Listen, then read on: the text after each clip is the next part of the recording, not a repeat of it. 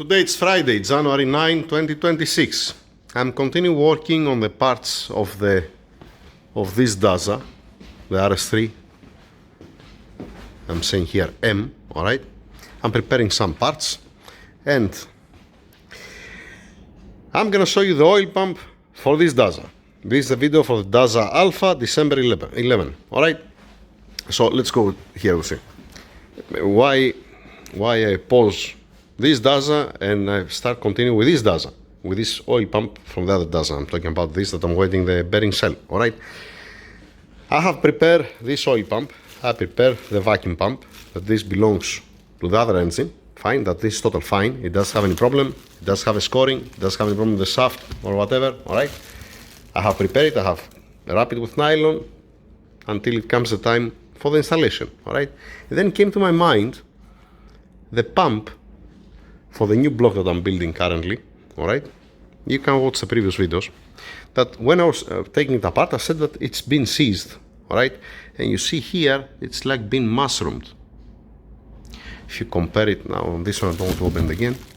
You see how much clearance it has here and how it looks like the neck, the housing here. Pay attention. So this pump, it's still seized, alright? And the bolt is loose. What do you see here? I cleaned this, I prepared this, I fixed, I put together, and then I see the part number. I said, yeah, the part number is here front and has this. It's like this when you're looking at it.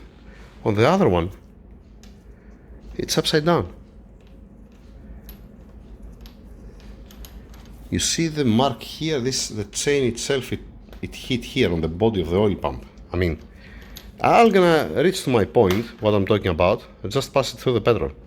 And then you see this. See what happened. Whoever installed it before, he installed it backwards a gear. He put a gear like this. It's supposed to be the gear like that. That's how it's supposed to be the gear. And not like this. What's my point? The owner of this engine, not on the new block, obviously, okay? The owner of this engine, he has to inform potential customers, the future customers, and tell them to avoid going to the same place to build their engines there, you know, because I said before, whatever they did on this engine, when they build it, after building the engine need to strip it off completely and fix it again from scratch. It was not mechanic. Whoever built this engine, he didn't have a clue what he was doing. He didn't have a fucking clue what he was doing, actually. And when you don't know what you're doing, don't do it. It's simple, especially when it doesn't belong to you.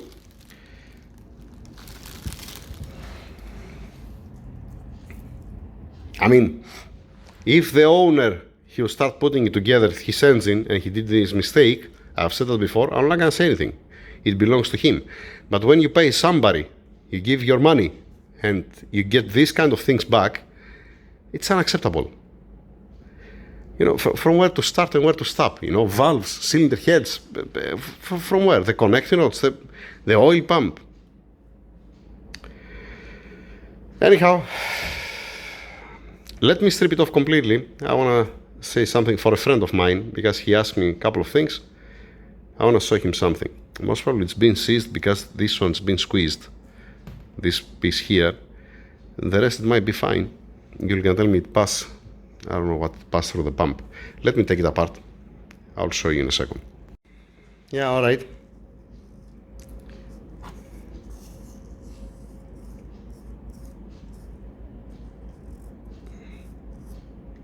It's not good shape at all, the pump. Okay, and obviously you have the solenoid that's actuating, it's shifting this housing left when it comes to oil pressure here to deactivate the pump. I mean, it has a pressure, it has an oil flow and pressure, but this is for a fuel efficiency, for emissions. It's not for performance, if you're asking me. All right. So yeah, you can deactivate this function and you can keep it on default position as is right now. That's always full of oil pressure. Let me take it apart completely. Alright, stripping off the oil pump. I'm not wearing gloves because this pump, it goes for scrap. Alright, and also inside here there is so much wear. This point here, you can feel it actually. This will gonna cause a blow by and not gonna perform properly the pump. Okay, when you have a wear on this surface here and on this surface here, it's not good news for the pump. Alright, now Mr. Jimmy, he's gonna help me with the phone. Mr. Jimmy, thank you very much. Now, if you ask any old mechanic, I don't know about the new mechanics, any old mechanic, they're gonna tell you the same thing on how it's operating, how it's working, how you can upgrade a hydraulic pump. This is not, it's 101. By the way, I have machined this area here at this point, all right, because before it was compromised the bore here because the one idiot, he put the gear upside down, all right, and it closed the bore. Now it can pass the shaft. Fine. The shaft, I'm not afraid about the shaft because the shaft, it's beautiful. It's nice and thick shaft, stainless steel, all right? So there's nothing wrong with the shaft. Now it can spin. Actually, if I put it together, it's gonna work much better than before, but yeah. Then, let me put it as it was, just to see a couple of things.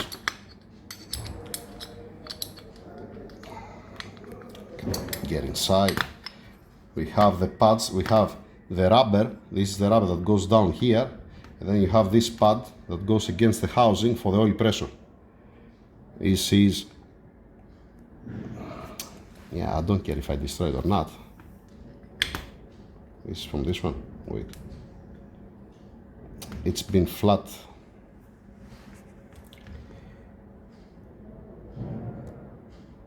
Never mind, doesn't matter. This goes like that first, this goes against the housing, and then you put the rubber inside. It just expand the, it expand the rubber, but there's nothing wrong with that. Fuck it.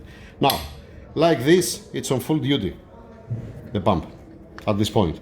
When it's like this, it's not, because we can have much more distance, the fins, to the housing. All right. Talking about, yeah, it's not right where I put it. It's much better to put it from this side to demonstrate that. I'm talking about this. All right. As close as it's going, this housing, to the impeller, so much pressure you're gonna have. One is this one. It has to do also with the speed of the pump, obviously. Now, in some cases, what can you do? If you go and you machine this stop here, the stop that's coming to the pump at this point, all right? So that means there is a spring, and on the default position, this is pushing it always there to be on default full of oil pressure, all right? So if you come here and you remove 1/10 of a millimeter from here, it depends the clearance that you have, you're gonna end up this housing to come more near to the impeller. All right, you have to check the clearance because it's all about the clearance after all. One way is this one. Second thing, even if you do that, if you don't fix this valve here, the ball bearing with the spring that has here, even if you do that, what's gonna happen? Yes, you're gonna have, let us say, more pressure. Fine, okay. But this one, you're gonna come the oil pressure from here, and you're gonna win the spring, you're gonna open, you're gonna start evacuating the oil from this side. So you're not getting something somewhere, all right? The most common upgrade is you play with the gear for the ratio, because let us say from the factory, the red line, it's at 7,000 RPMs, and you change the camshafts and you rev it to 9,000 RPMs. So you have to keep the pump running less speed, not so high speed, all right? You have to see also how much volume you have in the oil pan, how fast you're gonna return the oil down. This is later on. Now, for this ball and this spring, how to fix it? You remove this cap that's been pressed fit here. You have to remove, in this case, in this pump, you have to remove also this one, and you have to make it with the threads. You have to thread it, and you have to secure it properly, because as soon as you're gonna mess with the pressure, you're gonna increase the pressure by squeezing more the spring here, on the ball bearing, what is going to happen? It might pop out the cap, all right? So what you're doing, you remove it out, you thread it, you get one cap, and then you are squeezing inside the cap and you squeeze much more the spring. Now, all this what I'm saying is without any data. We don't know how much the flow and the oil pressure as is right now and after the modifications. You need to know these things. So, one way is you machine this step, like I said, that's not a big deal. You know, you can even machine, instead of machining, let us say, this steel that's hard, you can machine here where it's stepping on the pump. But you have to be careful, you have to be precise, because if this is touch to the impeller, then forget it. You don't have a life. There is no life of the pump. This is supposed to don't touch to each other. The fins are the ones that are working the pump, not the impeller as an impeller, all right? So, one is this one. Second thing, you modified the spring. You put a cap here with the Allen bolt that you have it, it's threaded, and then you're squeezing it inside. You find the sweet spot with a thread pitch, let us say 1.5, as an example, M20, I don't know how many millimeters is that, M18, M20 by 1.5. So you see how much force it's applying to it. You can go to these two, on this one. You can get the distance between the spring, how much sits here to the cap. You get down the number and then you squeeze it accordingly. You have to put, let us say, I don't know, you increase by 1 kilogram or 2 kilograms more force on this to see what we're gonna give you the pump, all right? So, and then when you have a cap like this, you have to take it out, you have to thread it, and then you have to put a cap with the threads to support it, all right? So, you did this modification, you make it more near the housing to the impeller. You make this modification, you adjust it, you make the spring to be hard, all right? Or you can fix one plug on the lathe, and you can do it, let us say, to have more thickness, example. Whatever, with somehow you squeeze more the spring. It's not a big deal, I can do it even now. I can remove it, tap it, and then put one for demonstration, but I'm not gonna spend my time for that. You did this, you did that, fine. What's the problem? I'll show you what's the problem. Go. Alright, there are some problems. It depends how much pressure you're gonna build from the pump, alright? Because you're gonna increase the pressure and you're gonna change also the flow. One thing is the attachment points, that how it's been attached to the engine block. There are 3 bolts, if can survive. If can survive the housing of the pump, because of the forces, you're gonna increase the forces. As soon as you're gonna make more pressure, you're gonna increase the forces on the housing. The shaft, you're not gonna have any problem, but the pump as a pump, you're gonna get much more stress, all right? Same thing for the gear, same thing for the timing chain, all right? So, one, it's the attachment points and the pump as a pump. It's not a billet, it's a cast piece, all right? Second thing, oil quantity. How much oil you have? How much time it can stay the engine at 8,500 RPMs before it has an oil starvation? Because it might pick up all the oil from the oil pan, you're gonna be up, and then we're gonna start sucking air. So, whenever you're gonna modify it, usually you make some modifications to the pump, some small modifications, and then you're testing it on the car, a real-time situation. The ideal is, you see how much clearance you have, let us say, on the main bearings, on the connecting of bearings. You have the cooling chains, you have the camshafts, you have the cam adjusters, you have the timing chain tensioners, all right? If you put all this down, from where it's escaping the oil, it's gonna give you a number. As an example, that if you add all this, it's gonna be, example, all right? It's like you have one hole that's 10 millimeters, all right? That means you can come on the outlet of the pump here, and you can make one adapter, bolt it on, and create a 10 millimeter outlet, all right? Then you have this amount of oil inside, how much you have with the upper pan actually, all right? You see how much amount you have, let us say 6 liters of oil, all right? You have 6 liters of oil. You have the restriction here that demonstrate as is the pump on in the engine, all right? Like with the crankshaft, with the connecting rods, with everything. And then you need one motor As an example, you need one motor like this. This spins at 6,500 RPMs, but you can play with the gear, all right? You need one motor to spin the pump, 8,500 on the crank. You have to find the ratio to this, how many RPMs it gets the pump, all right? To spin it on the same RPMs to demonstrate like 8,500 crank RPMs. And then you see how long to suck. You're not gonna have to how long, because you're gonna miss in the cylinder head. You're not gonna have all these things. You can see how much pressure you're gonna build and how much flow you have, but the actual it's gonna make sense to do it on the engine and to see how fast you're turning back the oil, because it takes some time to come back the oil, you know. Yeah. So if you start sucking bubbles, you're gonna have different problems. Once again, you can do it blindly. Yes, you can do it blindly. The option that has the oil pumps on the new cars, the one that it's deactivating for fuel efficiency and emissions, this movement, this you don't have to do it by hardware. You can do it from the software. You can deactivate from software, from coding, all right? And on default position, you're gonna be always on full duty. Fine with that, finish the story. All right.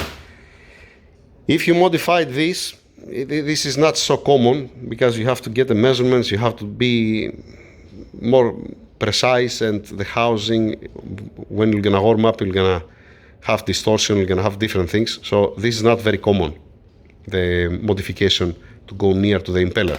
The classic modification is the spring and the ball bearing here, that you apply more pressure on that. That's the classic one. But again, you don't know what effect you're going to have to the pump as a pump or to the rest of the engine. Okay, this is 101. It's not on the hydraulic pump. If you want to upgrade it, if you want to make it better, as an example, better depends, because you're going to reduce the life of the pump. There are so many ways. Even I'll tell you this.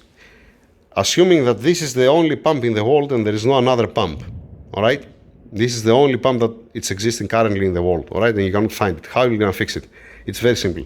You have to resurface this area. You remove, let us say, not even 500 millimeter from this area here, from this surface. You remove also from this side, okay?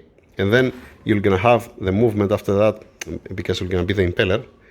You're going to put all together, the clearance is going to be perfect. You're going to be, not the clearance, the phase is going to be perfect. You're not going to escape the oil from scoring, and you're back in business. Inside, it's perfect, fine. This is very difficult to have a head, to head this one, and it's very difficult also for the stainless steel fins to have any problem. All right. So, oil pump, 101. Hydraulic pump, 101. The clearance between the impeller and the housing, all right? One thing. Second thing, the pressure relief valve from here, you can apply more pressure. It's not something new. Any old mechanic, if you ask him, he'll gonna tell you the same thing. It's not applying only on the Volkswagen Audi, it's applying to any hydraulic pump. That's what I have to say. Once again, the guy who put together this engine, he shouldn't be a mechanic. All right? It's mind-blowing, yes. I mean, he even put the stupid gear for the oil pump upside down. Go figure out. Go figure out. Yeah. Amazing stuff, right? That's it. Thank you very much. Long video, yeah, no. Mostly for my friend, yeah, and for the owner who fixed this engine in the previous place. I don't want to know who built the engine. It's not my business. Doesn't matter. Just protect some other people. Don't go there and get fucked. Thank you.